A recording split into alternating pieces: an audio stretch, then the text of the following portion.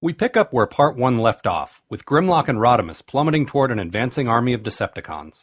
They seem surprised that their weapons don't do much damage.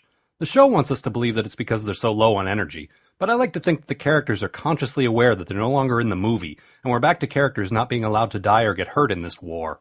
Actually, Rodimus does get a little hurt, and he's the robot equivalent of unconscious when Springer and RC show up in their appropriated asteroid ship thing and rescue him. There's a brief death scare, during which it looks like he intends to pass the matrix of leadership to Springer, but thankfully he pulls through. I say thankfully because, well, you think Rodimus is a stupid name? Try Springimus Prime. No thanks.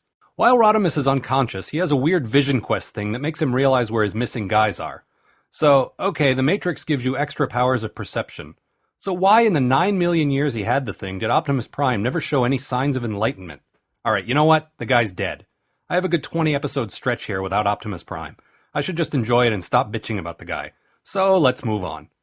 Meanwhile, we find out who kidnapped Ultra Magnus Cup and Spike. It's those creepy guys from the movie. Hey, 5 Faces of Darkness, right. You are the Autobot called Cup. You are Cybertron's chief of security. Nah, my name's Teaspoon, and I'm Cybertron's chief dishwasher. 0% probability of truth. Identification positive. Tell us the status of Cybertronian defense apparatus. Total shambles after the last war. 3 kids and a dog could take the planet. 4% probability of truth. You know, I have my problems with this show, especially when it tries to be funny and fails, but that's legitimately funny dialogue there. It really is. The Quintessons, that's what these guys are called incidentally, continue questioning Cup, but we're not really sure why. It's a mystery, you see. The prisoners are led to their inevitable execution, and then more great dialogue happens. Makes you wish for the good old days, doesn't it?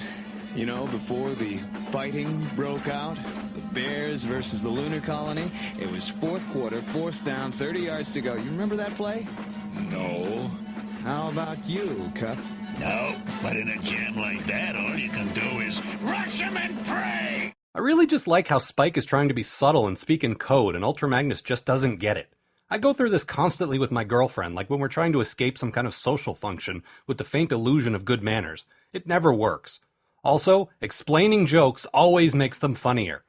Anyway, the escape attempt fails and they're dumped into the Sharkticon tank, just like in the movie, only drawn poorly.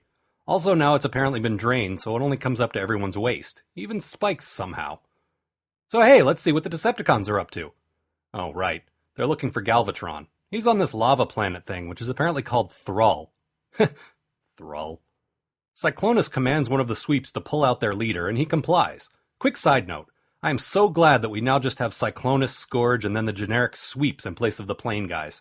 I don't have to worry about confusing Skywarp with Thundercracker anymore, because the sweeps, best I can tell, don't even get individual names. Either it's Scourge, who has his own distinct voice and personality, or it's a sweep. Thanks for looking out for me, guys. So, out comes Galvatron. And wouldn't you know it, now he's batshit insane. Like madly cackling and firing on his own guys insane. Sadly, he also no longer has the voice of Leonard Nimoy. But Frank Welker probably does a better batshit insane robot anyway, and I suspect he worked for substantially less. Really, who can say you simpering dolt better than Frank Welker? Nobody. So yeah, he beats up on his own guys for a while, then resumes his place as their leader. And off they go. Back on the Quintesson planet, Rodimus and the rest swoop in to the rescue. Because that's how you escape from the Sharkticon pit. Just hang out and wait for a ship to come rescue you. The Quintessons slip away during the kerfuffle, and decide that they'd rather blow up their own planet rather than allow the Autobots to escape. You know, that's just the sort of spiteful attitude I enjoy in a villain. I think I'm gonna like these guys. Oh, to be continued, if you haven't already guessed. Pay us no mind. We just like to watch.